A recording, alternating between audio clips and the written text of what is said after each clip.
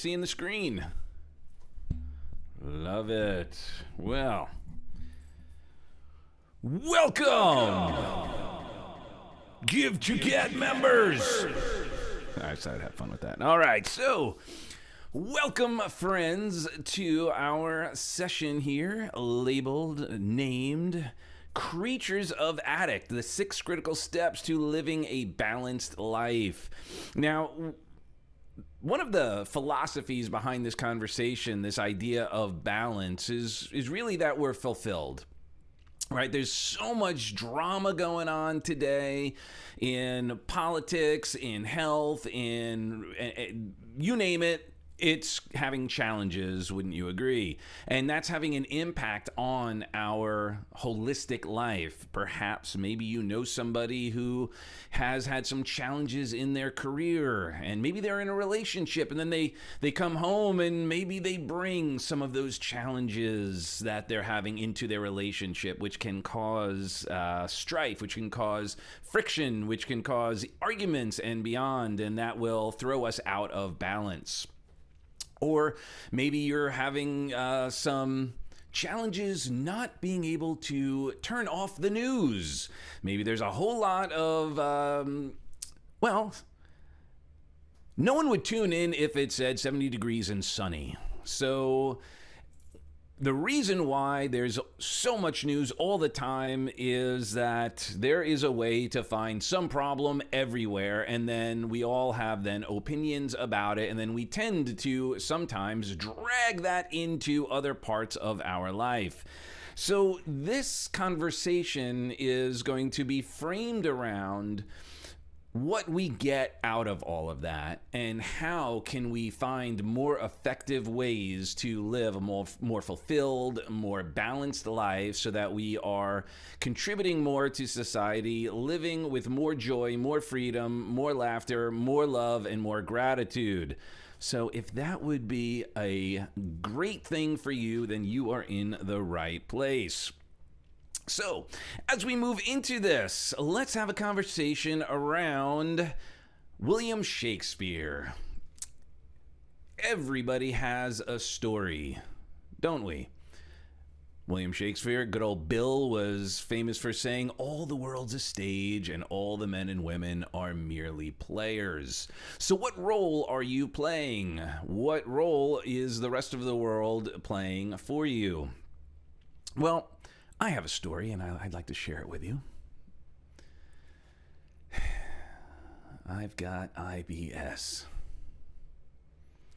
And, sometimes it can be painful, frustrating, annoying, and nobody seems to understand sometimes. I mean, it runs my life. And not only do I have I.B.S., so do you.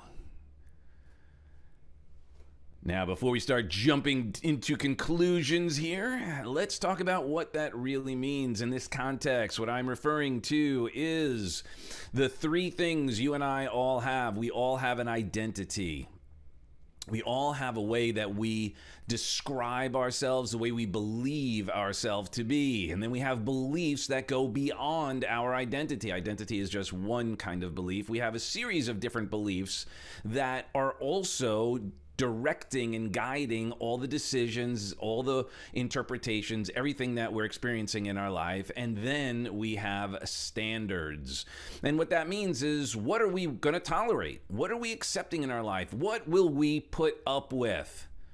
And it's interesting, we all have unique set of standards, don't we?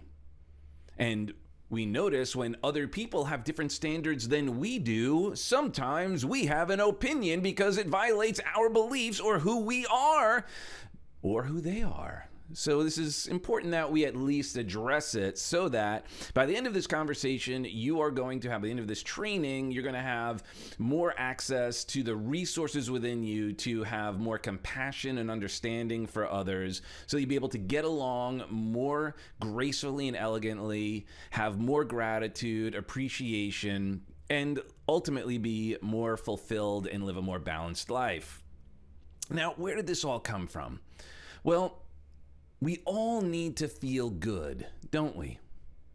We all want to feel good. We all want to feel happy, feel joy. We want to have the feels, right? We don't like feeling bad.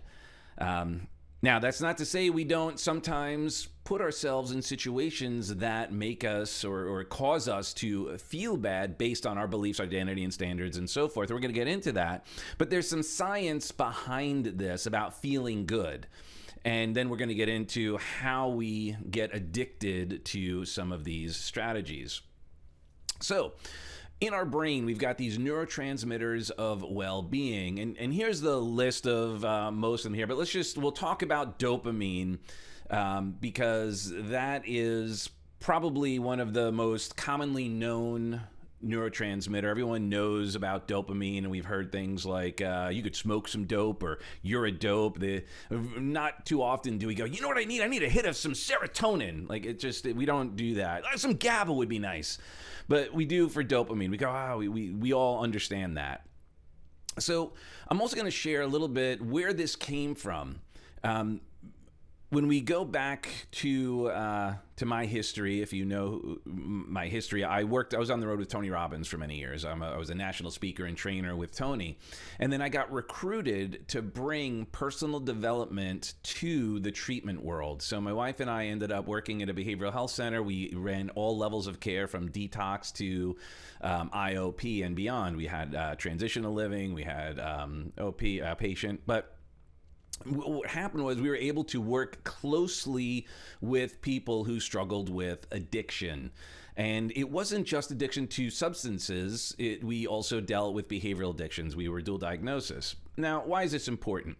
Well, when we're under stress, we will find ways to mitigate that stress, to decrease the amount of pain we are experiencing. And we increase these things. We can increase our dopamine through some behaviors. So check this out. Food. Consumption of food, especially food you enjoy, like chocolate, increases dopamine by about 50%.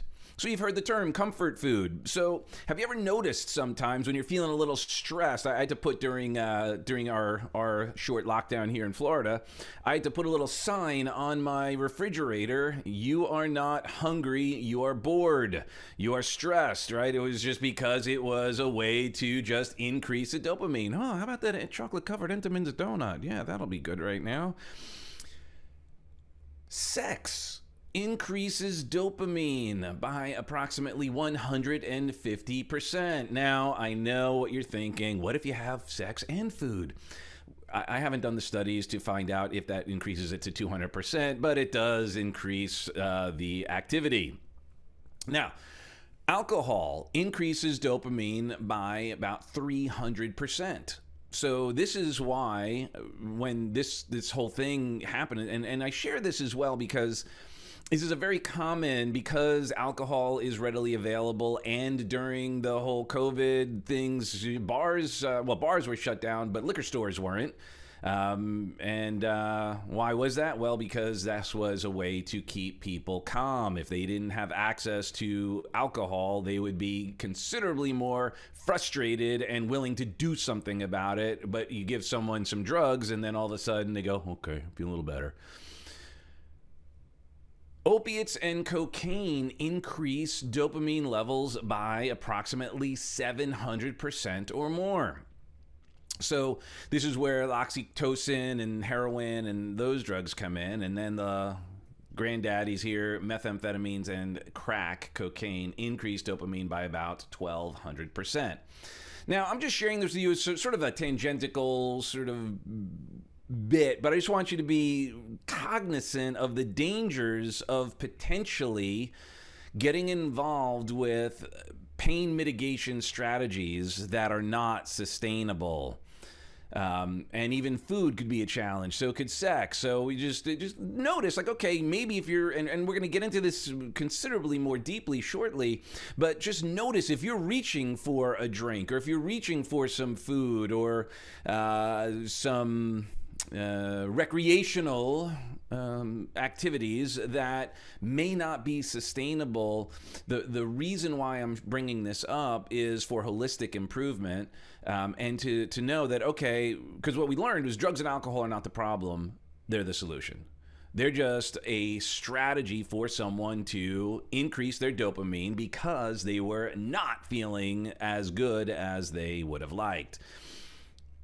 This is true in all areas of life. So when we're talking about balance, I just wanted to give you an intense version right here so you could see, like, when you blow things up, you go, oh, I see how that's all happening. And then we get into more subtleties. We go, oh, I see where that came from. Oh, got it, if that makes sense. So let's talk about the 3 pillars of transformation. Now, all of our experience here is right on this slide here. Basically, every area of our lives will be on this slide right now, and it will be a game changer when we can master them. So the first is our state. Now, what does that mean? Our emotional state, our fuel. So what are some states? Well, we've got happy, sad, angry, glad, grateful, fearful, right? These are all a variety of states. We're not getting into emotions versus feelings at this point. Let's agree that both emotions and feelings are states. We're not going to go down into that conversation at this stage. It's not relevant in this context. Then we have our strategies. So what are strategies? These are the plans. These are the activities. These are the actions that we are able to implement. And what we'll say about drugs and alcohol, or any behavior oftentimes that we do, are simply strategical to impact our state. Think about it. Anything we do to experience some form of state, some form of feeling or emotion. True or true? Right? Think about it. Anything we do to either avoid pain or gain pleasure. And then the last pillar of transformation is story. It's our story, right? It's the story we're writing. It's the story we're telling. And if you think about it, at the end of our days, all we're going to have a collection of are stories. Stories about what happened. And the question is, who are you in your story? Are you writing yourself as a warrior or a worrier? Are you writing yourself as the victim or the victor?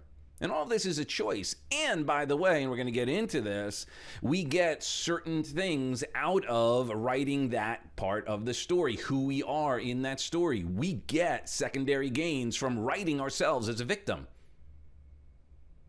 We get secondary gains from writing ourselves as a victor. But there's also some pains attached to those, and it's our relationship with those that then will decide what strategies we use to experience whatever state it is that we are looking to experience. So, if that makes sense, let's move into this philosophy on a deeper level. And No, I didn't include that in this one. Okay, so let's talk about presuppositions, our NLP presuppositions. I'm a master practitioner and trainer of NLP, and that's essentially neurolinguistic programming, or in other words, I like to use the example when someone has never experienced NLP or has heard of it. I'll pose this question, right? Have you ever heard of Bruce Lee? And Bruce Lee is, arguably probably one of the most prolific and successful and famous martial artists to ever live.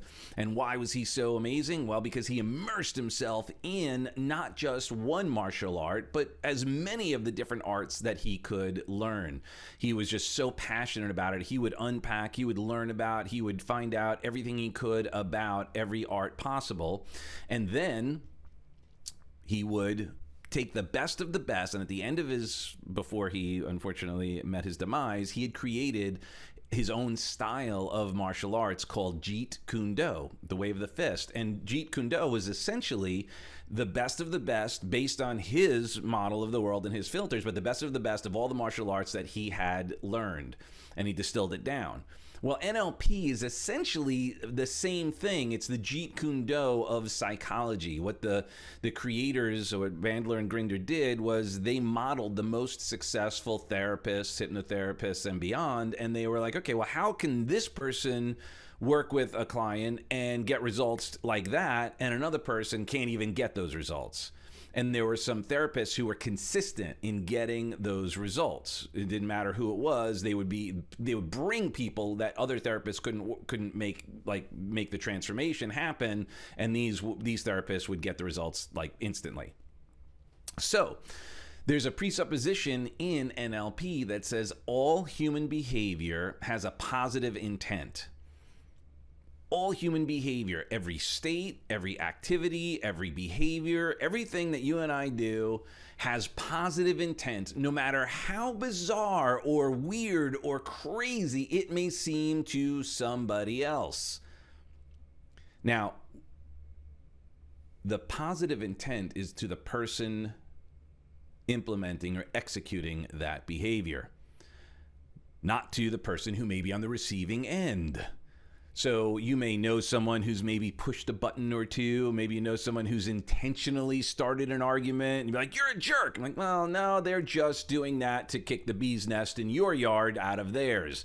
So it's not about you. It's about them taking the pressure off. They're not really thinking about as much, or certainly not as important, the impact that behavior is going to have on the other person. So every behavior is appropriate in some context. Now, the reason why we're also sharing this, as I shared earlier, my mentor I was on the road with, and I'm trained by Tony Robbins and the people who trained Tony, is we're going to chat about Tony Robbins' 6 human needs. All behaviors always meet our 6 human needs. So we're going to dive into that conversation in the context of you and I, we execute behaviors that are going to provide some sort of pain relief or pleasure initiation. And then what happens is we could find ourselves out of balance if we're not aware of what we're doing, because we do this other than consciously. So let's dive in, shall we? So some Tony Robbins conversation, the 6 human needs psychology philosophy here, and this: what are the tools that we're using to achieve that ultimate outcome of fulfillment? Now, again, fulfillment as opposed to balance, because we're never really going to be truly balanced. We're always going to be juggling. There's always going to be some energy put in one place. Maybe we're working on our business, and then, our relationship starts to get challenged. We got to jump over and start working on that. Now we got to work on our health, and I got to get into our spirit, and then we got to get into our investments. We got to have all these things. So there's never really a balance. There's always going to be some ebb and flow. However, we can be fulfilled while we are juggling and finding balance. On a scale of 1 to 5, would you give yourself a 5 on achieving what you want in life? If your answer is anything less than a 5, right now, I have something awesome for you. Achieving your goals and living your life at a 5 isn't easy. Most people aren't prepared to focus, stay disciplined, and do the everyday work that is necessary to achieve amazing results. But since you're watching this, then I'm guessing that you're not one of those people. And this is an opportunity that will change your life.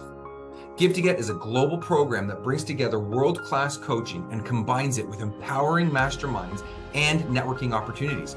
We provide 5-star guidance for the price of a cup of coffee a day. To find out more, click on the link in the description of this coaching session. So let's start with the 4 needs of the personality. Now, these are needs, and what this means primarily is these aren't conscious decisions. It's not just a want, right? We all want certain things. In some of these contexts, there will be some conversation on, well, of course I want that. But there's also an undertone of actual need that is occurring. And that's why this is very important to know, because a lot of this is other than conscious. So the first need is certainty or security or comfort. right? Where we need to, like, just imagine right now if, you and I were having this conversation and you're sitting at your computer or on your phone, or Mara, maybe you're driving, right? And as you're in the thing, and then all of a sudden a tornado, a hurricane, a tsunami, and lightnings are like just coming at you right away. Would you be able to focus on this conversation right now? No, you'd be like, what are we doing about the hurricane? How am I going to get out of this storm? What am I like? So that's what, like, that again, we started really extreme at the beginning here. Let's just say, like, imagine how those extremities, when we don't have certainty or security or comfort, we are unable to function as effectively. So what we will do is, other than consciously, find a way to create some form of certainty. Now, in this framework, we have three kind of levels of behavior. We have positive, negative, and neutral. Let's just stick with those for now, right? We have behaviors that are positive, negative, it's going to be good, bad, or meh, no big deal. Negative behaviors are not going to be sustainable, obviously. Positive behaviors will be more positive, more sustainable, and neutral, it's like it won't make that much of a difference necessarily, but if we get the need met, this is great. Now, these drive the decisions of every area of our life. These drive the decisions, let's say, going for a career. When someone is certainty driven and they need that certainty, and that is their number one need, because these drive the decisions of our life. If their number one need is certainty, what kind of career choice might they make? And words that would come up are things like, well, they'd want a salary. They'd want a job that maybe they have a union. Maybe they're going to be making a decision on benefits, on, is this a sector that's going to be around? I remember, sometimes people saying things like, there's the three things that are recession proof, right? Was it like hair for women? Like there's always a priority. Booze, and I guess money, right? Some sort of like accounting and all that. So I could be wrong in that, because I don't remember. I haven't had that conversation in a long time. But that there's certain sectors that they go, okay, those are recession proof. So when someone is saying, I want something recession proof, what they're saying is that certainty is very high on their priorities. Now, in relationships, this is maybe where someone, I don't know, let's say, you meet somebody and 2 weeks later you're like, oh, we got to get married. Those shotgun weddings, that's that would be someone behaving in a way to get their certainty so that they don't lose that person. They got to have that marriage and you're here to stay, right? And that would be a driver. This isn't a judgment, good or bad. It's just, is it sustainable? And it may be. Maybe you do know, right? Or maybe, I have two friends of mine who in their career were very certainty driven, and they're both pretty miserable. But they picked a job that had certainty. They thought. One did. He became a partner in a big accounting firm. The other one went into finance, and he lost his job right before COVID because the bank, he was in banking, and the bank just basically let a bunch of people go. And he thought that he had all this certainty, money, blah, blah, blah. But now he's having to find new opportunities. So this drives... These needs will drive it. This is a survival need. This is in the reptilian part of our brain. Now, here's what's interesting though. What if you knew everything that was ever gonna happen in your life? What would life be?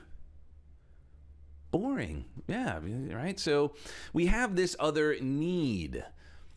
Again, we all want certain things, but again, these are these other than conscious things. We all also need uncertainty, or another word for that would be variety, right? Variety is the spice of life, right? So we all need to have this kind of change. Like, we will get bored because we're so creative and all that. So we will do things just to have a change of pace, right? Why do we do entertainment? Why do we go to the movies? Why do we read a book? Right? To change our state, to go on this adventure, to experience some form of uncertainty. And depending on how much uncertainty or variety you want will also depend on and determine how much uncertainty you're willing to put yourself into. So some people like the merry-go-round, and other people like the roller coasters, right? And there's nothing wrong with it. It's just varying degrees of uncertainty. So when it comes to career choices, someone who's uncertainty driven will be more apt to go into careers like entrepreneurship. Maybe they get in, well, although there could be a certainty driver in entrepreneurship because they want control. That's the other thing. Certainty is all about control. Extreme sports people, musicians, artists, actors, right? They experience a whole lot of uncertainty. They get to try on new roles. They get to go and travel. They get to see new environments, right? So they are more uncertainty or variety driven. In relationships, well, I remember I think it was, believe it or not, I think it was Third Rock from the Sun. Dick and Mary were stuck in a rut. They were experiencing sort of the same thing over and over again. And the metaphor that they had just shown was how they always had the same sandwich. I don't know if you remember this scene, but they always had the same sandwich, whatever it was. And then Dick was like, well, what if we had peanut butter? And then was like, yes, oh my gosh, and they got so excited about changing their routine. That uncertainty added that spice. So again, when you notice some of your behavior, sometimes you may be implementing something for a change. Now, I'll give you a great example. We talked briefly about kind of the craziness that's going on in the world. You may find yourself tuning into the news. Why? Because you want to find out what's going on. You need some certainty. And then you start going, this is getting boring. They're playing the same alert over and over again. And everything's an alert. Okay, so I'm going to change the channel and put on something else. Maybe you're going to put on a comedy. Maybe put on a movie. Maybe put on something. Why? Because you want to change. Like, this is boring. This is the same story over and over again. So I need to change. To drugs and alcohol. Change your state. Yes. To arguments. Maybe you're in a relationship. Could you spice up your relationship just simply by arguing, pushing a little button so that you can have the makeup sex later? No one does that consciously.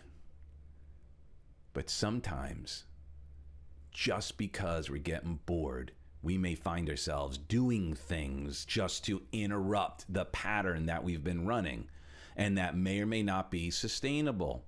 And this is why, if you understand this, you go, oh, all right, wait, I'm just bored. What could we do that's ecological, that's sustainable to break things up, to have some fun? What could we do? Let's go to a different restaurant. You ever find yourself going to the same restaurant and then going, oh, well, maybe I'll just try something different on the menu. You're certain that restaurant is good, but you're like, I'm going to try something different at the restaurant because you're certain that the restaurant is good, so odds are that food is going to be probably okay. Now, certainty, I mean, no one here in this room, of course, but maybe you know somebody who stayed in a relationship that was unfulfilling, but at least it was better than the idiot you might meet if you leave this not quite satisfying relationship. But at least it's not as bad as what it could be. Now, I know no one on this call would ever do that, but we know people who may do things like that, and we may know them. Now, here's what's interesting about uncertainty. Our success in any area of life is directly proportionate to how much uncertainty we can comfortably live in. Right? There's that old saying, no risk, no reward, no pain, no gain. So our success in any area of life, in our health, in our relationships, in our business, in our finances, is directly proportionate to how much uncertainty we can comfortably live in so that we can get those results. If we're not willing to put ourselves out there, we're not going to receive commensurate results. Which brings us to this third need, the need for significance or admiration, to stand out, to be unique. So if you've got to be the best, the most, the funniest, the strongest, the wisest, the biggest, the baddest, whatever, that is essentially a declaration of the strategy you're using to meet that need for significance. Now, again, it's not positive or negative. The strategy is either sustainable or not. It could be positive, negative, or neutral strategies. So as an example, it used to be like tattoos made you unique. Like if you had a tattoo, it was like back when I was first getting tattoos back, years ago, like if you had a tattoo on your forearm, man, you were in a gang, or you were in the armed services. Like, I mean, you were badass if you had a tattoo on your forearm. Anything below your elbow is like badass. All right, but what happened over time? The tattoos started to go further down the arm, further up the face, right? And then what happened if someone started if you had a tattoo on your forearm and then someone got a full sleeve, well, now all of a sudden they got more tattoos than you do. You may go out and get more tattoos because you've got to keep up with the Joneses, as it were. And then the tattoos start going up. Now, look, there's no judgment here. I've got tattoos, but if you've got tattoos on your face, and you want to be a kindergarten teacher, it might limit your opportunities. So it may not be sustainable. It's not a judgment against tattoos, facial tattoos. It's just an awareness of what other people are going to perceive. And that is a very significant decision to place a tattoo on your face versus on your arm, or, where it's easily covered up and that kind of thing. No judgment, but there are going to be consequences to our decisions, no matter what they are. The consequences of certainty, there's consequences of uncertainty, and there are consequences of significance and admiration. Now, one of the ways I have found a strategy to experience significance is my clothes. I wear these bright colored jackets, or Morrow, we have an affinity for shirts and jackets and some pretty cool clothes. Now, that would not be an issue but it would be if we couldn't afford them, right? Are there people who buy cars they can't afford because they want that significance, but they go there, they may be house poor and car rich, and they go, oh, but I got this badass car. Why are they doing it? Well, we'll get into that in a moment. So we want to look at our significance. What are we doing to experience these needs? And again, these are other than conscious. It's when we get aware, then we could turn them into a desire and go, oh, okay, I'm noticing I'm not feeling important right now. I'm not standing out. I'm not feeling significant. What can I do to experience that emotion, that significance or admiration in an ecological and sustainable way? But at the end of the day, when that person is buying that car or behaving in a way, look at me, right? Like, here's what's interesting. Like actors, some actors work so hard to stand out, to be so unique, to be so special, to be so admired. They actually create a situation where, and it's this kind of interesting dichotomy. Because here's what's interesting, by the way. Certainty and uncertainty appear to be kind of in conflict. And it's an interesting, like, diametrically opposed conversation when looked at through that particular filter. This filter also creates it. Some people work so hard to stand out so much, and they miss out on our deepest need. Love and connection. These are our deepest needs. Now, we all really want love, but many of us will settle for connection. And there's so many ways to connect, aren't there? Misery loves company. Is it possible that some people may find themselves using misery, using victimhood, using anger, frustration, Arg, what's wrong with the world? As a vehicle to connect. And isn't it interesting? Watch this. That person could be so certain that things should be a different way and you should do things this way or that way. Yeah. And then create all sorts of uncertainty, variety of people to yell at and scream at and also get enrolled. And, well, we're really significant because this is a big problem. This is a big issue. And I'm going to yell and scream. And I'm going to be a revolutionary. And we're going to connect over it.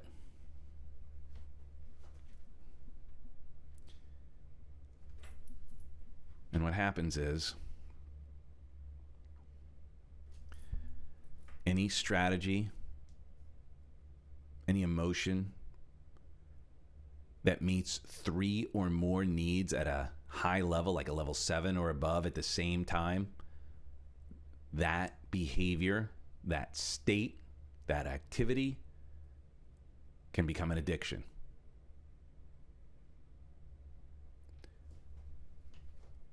So, is it possible that some of us lose balance, lose the feeling of fulfillment because we've gotten addicted to strategies or behaviors other than consciously? This isn't a conscious decision. But did you know that the internet is now in the DSM-5? It's actually been in the DSM for a few years. Internet is a treatable addiction. Why? Well, question. How much certainty does someone get going on the internet? Do you know it works? Do you know you could get some information, some distraction, some anything? Yeah. How much variety or uncertainty do you get when you go onto the internet? I don't think there's a limit to what you can experience, see, hear, or find out on the internet. How much significance does one experience? Well, if you're posting stuff and you're wanting people to engage and like your posts and comment, or you're commenting, oh, I tell you what I think, and you go in there and do all that, well, you get some significance. And of course, how much connection to yourself or others do you experience as you grow your friends, your associations? How many of you have friends, Facebook friends that you've never met before, but you go, oh, I've spoken to them on there. I've got a little of this connection I've got. Boom. One could get addicted to the internet because it meets these needs at a high level at the same time.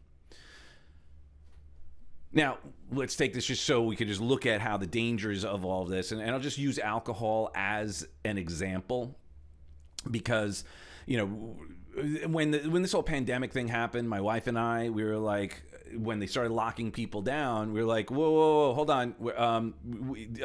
Check ecology on this. What's in place to help people who are not equipped to be in this situation? Maybe there are people who are struggling with drugs and alcohol, and the only time they don't drink is when they go into the office. Now they're home. All of a sudden, they're having their martini lunches. Like, is anyone talking about this? Is anyone kind of going, now relapses are going to be a problem?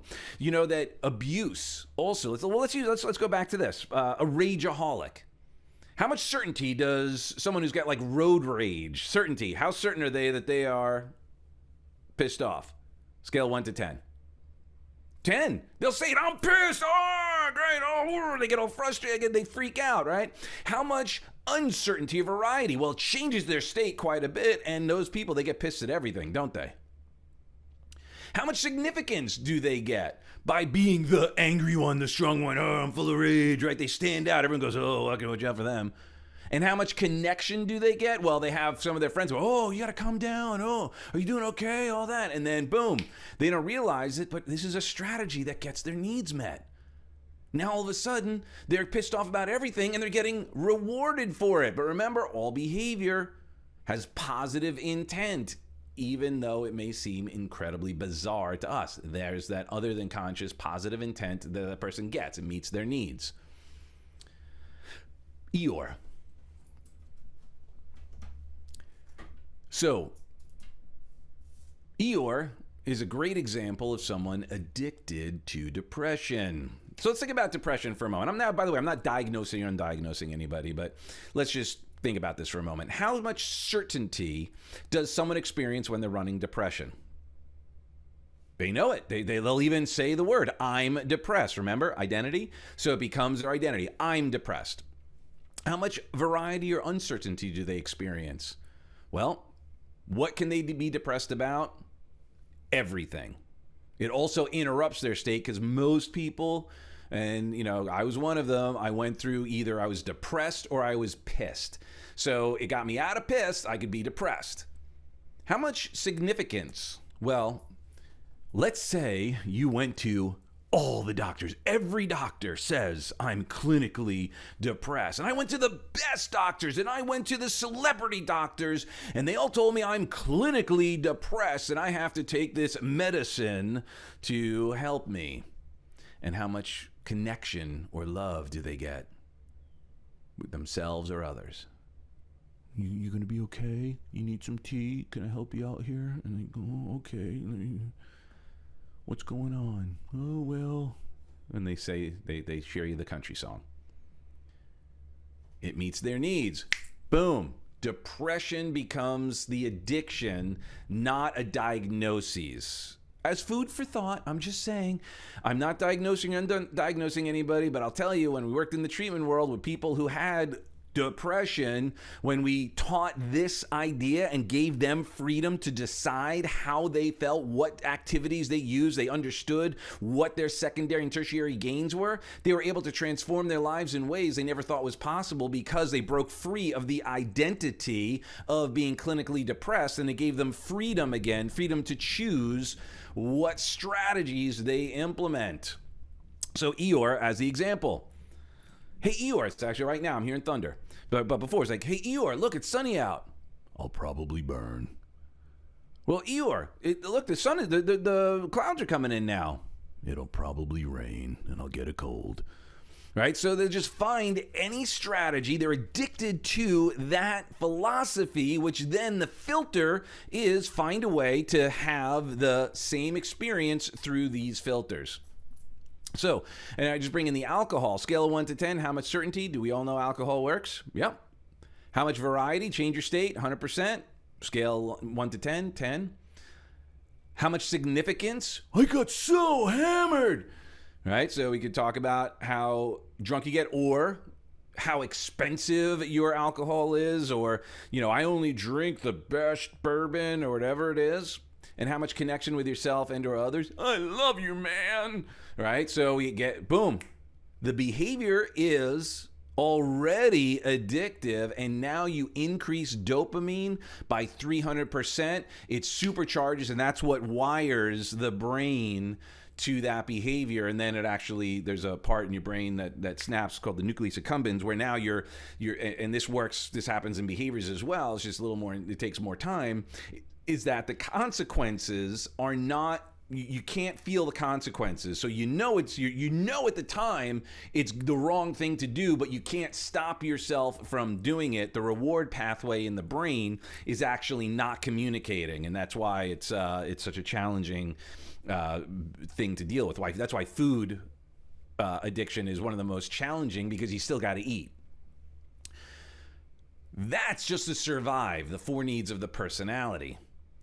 So the question becomes, what is your hierarchy?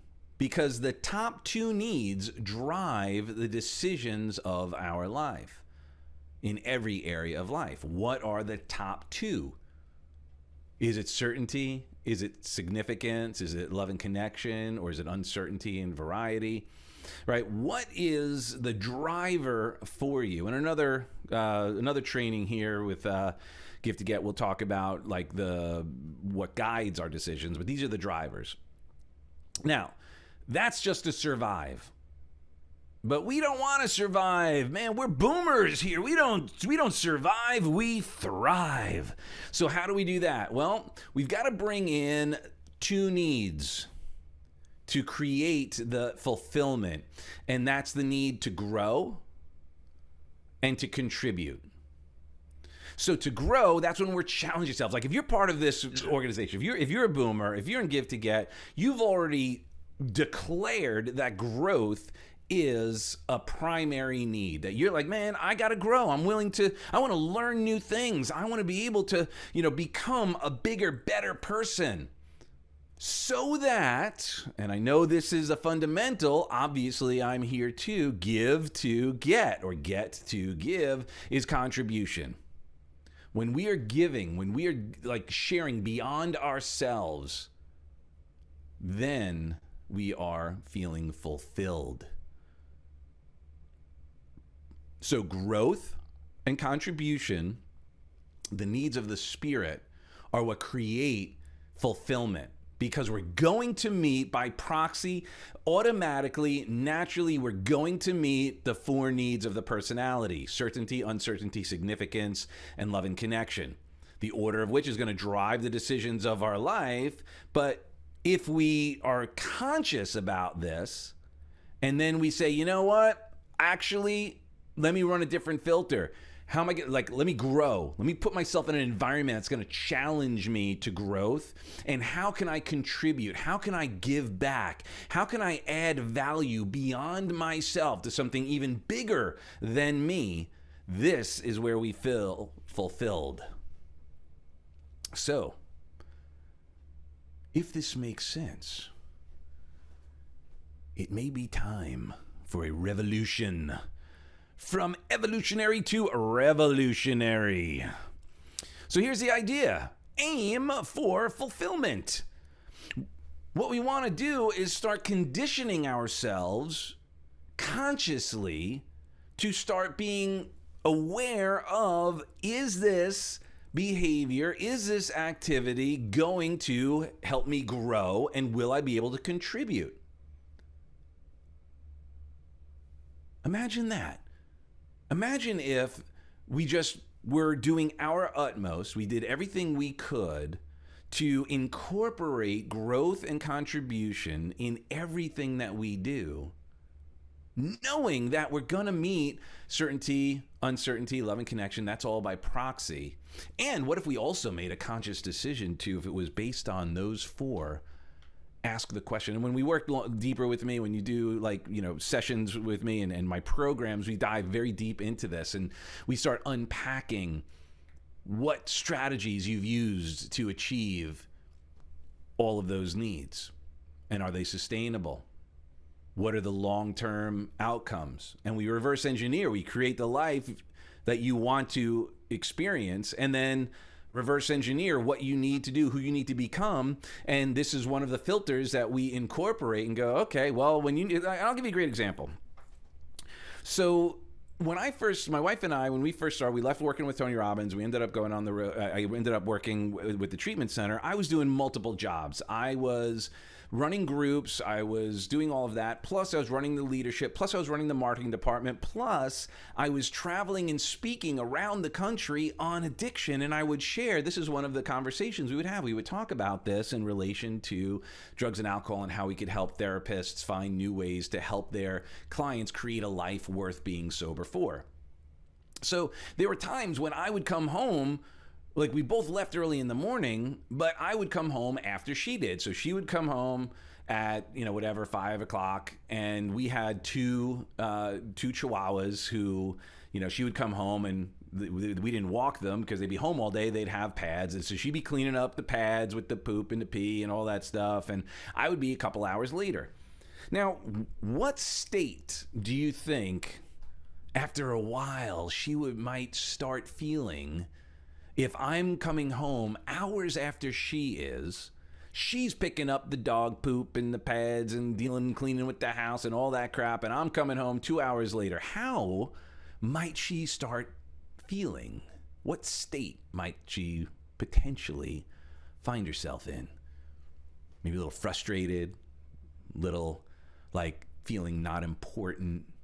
Like, oh, work, you don't come home, your work is more important than I am, you're just having me clean up everything, right? And we start to have an imbalance, right? Not fulfilled relationship. I come home and she'd be like, hey, give me a, whatever. And I was like, oh, whoa. So I had to get, of course, is all other than conscious. I was like, oh, wait, as soon as I walk in the door, I'm just going to walk in the door, not saying a word. I'm just going to grab her and give her a big, huge hug. No words, just be totally present with her.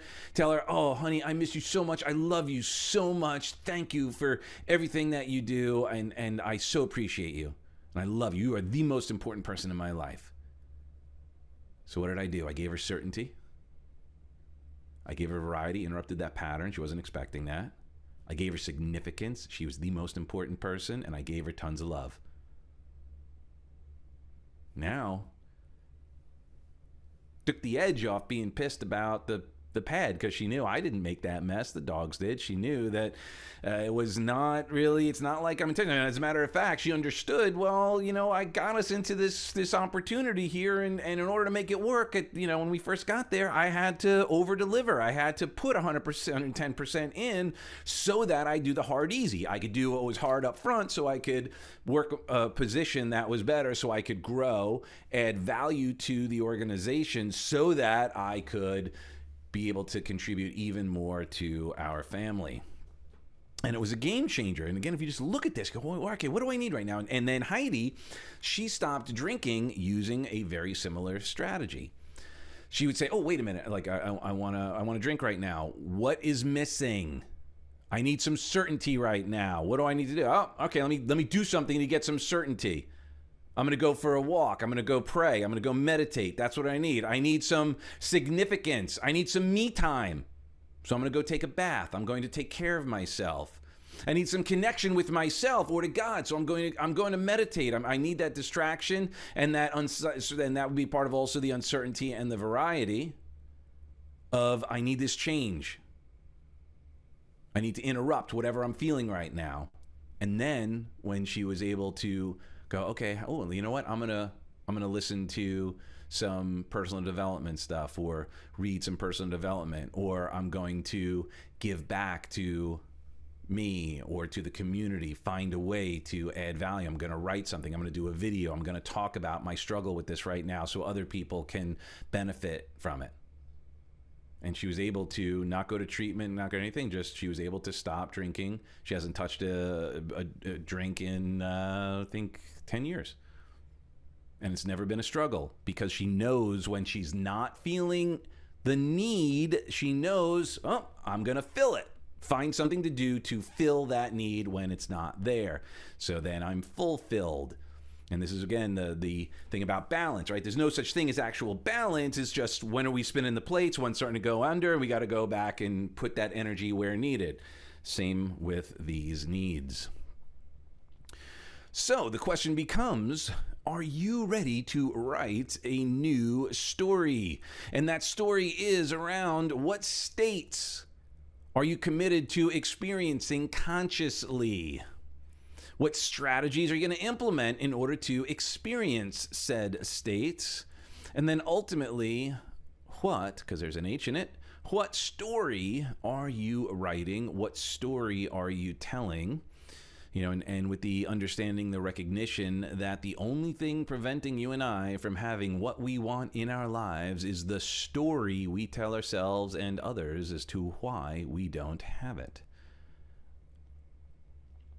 So, what if before every opportunity you started asking some more powerful questions that would guide some of the choices that you and I make?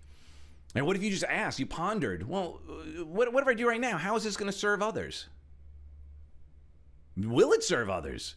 Right? Or, presupposing service, how can I serve even more in quality and quantity? So that's kind of the model here, right? With the boomerang, give to get. What are we doing? We're serving more quality and more quantity. We're finding as many people as we can add value to help serve the community. What if you ask this? Like, what can I learn from this? Something goes wrong. Instead of getting pissed, instead of going, oh, I'm going to go grab a drink, I'm going to go start a fight, I'm going to do whatever. What if you said, whoa, what can I learn? And a little hack here, if your brain replies back, nothing. You go, well, okay, if I wanted to learn something, what could I learn? And then your brain goes, well, if you wanted to learn something, I guess you could learn whatever. How can I meet my needs and add value at the same time? Well, that will come from also what could I learn from this, right? Because let's say something's happening and you go, oh man, that sucks. But, oh wait, no, I learned something. Here's what I learned. And now let me share this with somebody. Let me come on and share my story. Now I'm adding value. Now I've just taken something. I'm going to meet my needs. I'm going to get certainty because I know other people are experiencing it. I'm going to get my variety or uncertainty because now I may have to speak to a stranger about it. I'm going to get my significance because, hey, look, I'm telling you this story. It's kind of important. And I'm getting my connection as I share it with you, as we connect over that. And I'm growing because I learned from it and I'm contributing and adding value. Now it's fulfilling. And again, presupposition, how can I serve at even deeper and higher levels and be grateful for the opportunity? So with that being said, with our small group of friends here, any thoughts, any questions, any comments before we wrap this up? Because I want to make sure that I've served at the deepest and highest level, and I would open the floor for a moment to you all if you had a thought or a question.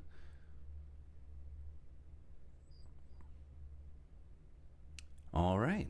Doug, I'm just going to jump in here quickly. Absolutely phenomenal. I was only here for the last little bit, but absolutely a must watch.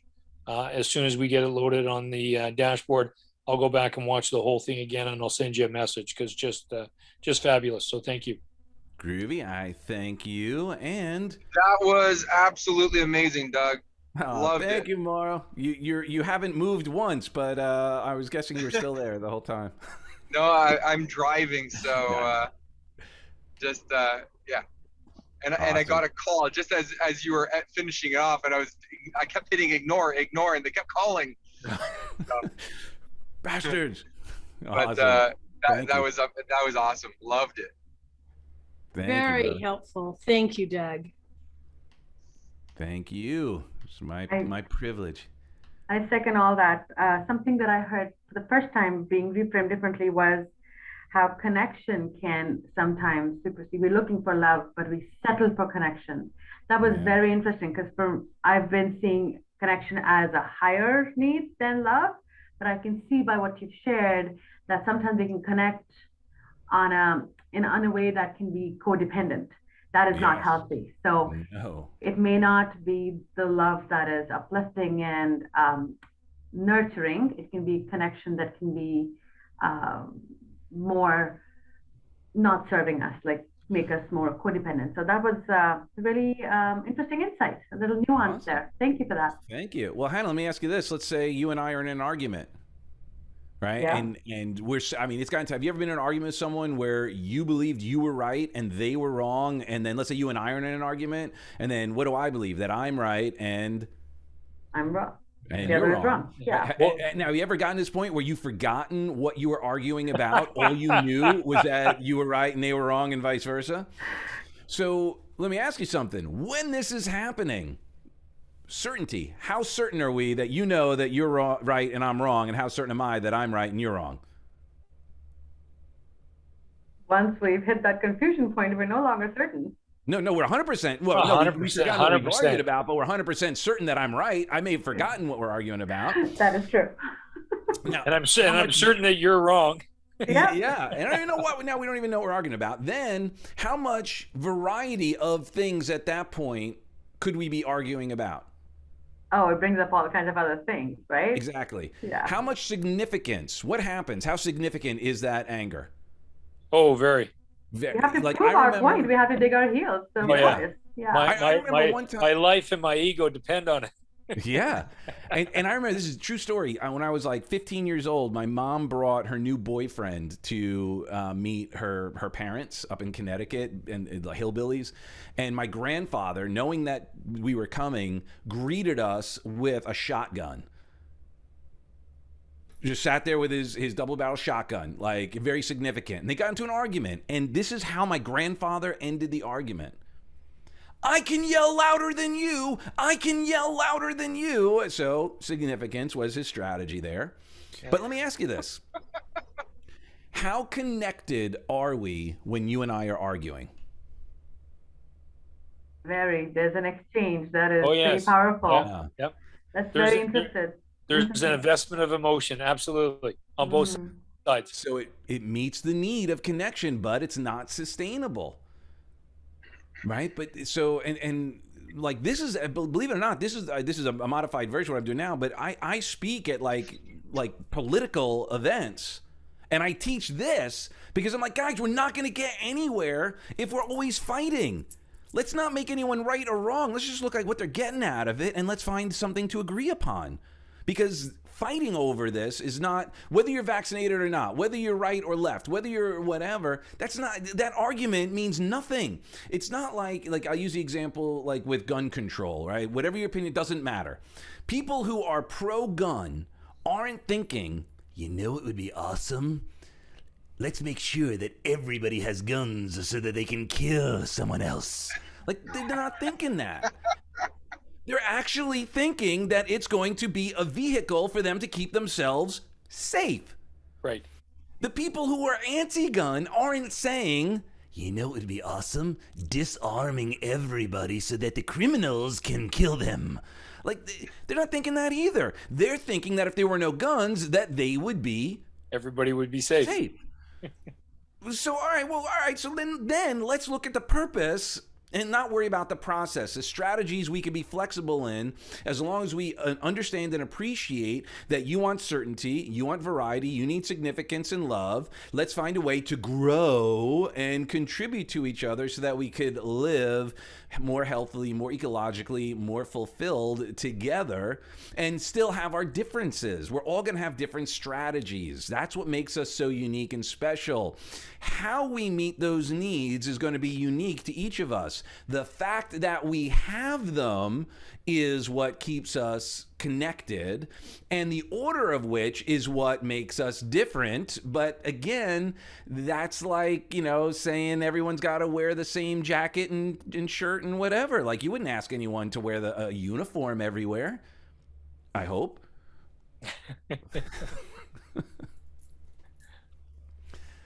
So anyway, with that being said, I love you for who you are and who you aren't. We're 1 minute over, so we kept it in the desired time slot. Love the conversation, Doug. Can't wait to see your next one.